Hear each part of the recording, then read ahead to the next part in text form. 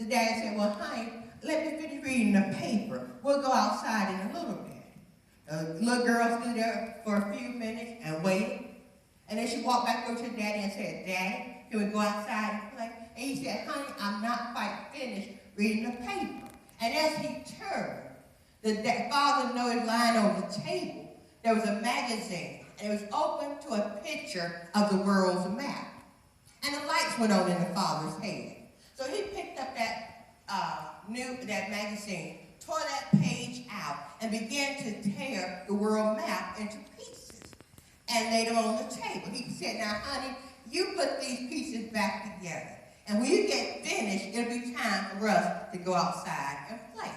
The father went back to reading the paper. The little girl went over and began to work on putting the world map back together. And in just a couple of minutes, the little girl said, well, Daddy, I'm finished. Let's go outside and play.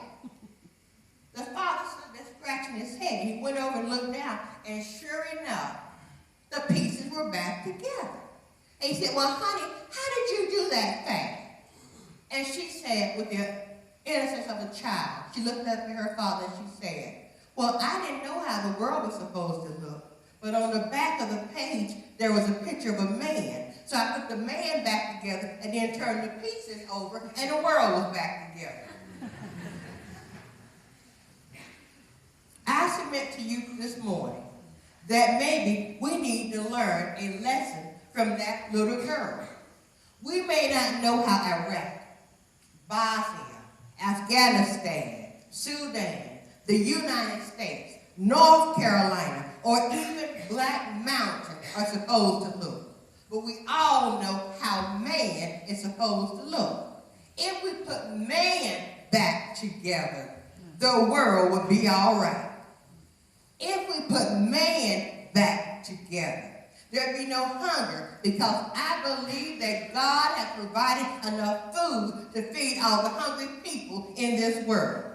If we put man back together, there'd be no homelessness, because we ensure adequate and affordable housing for everyone.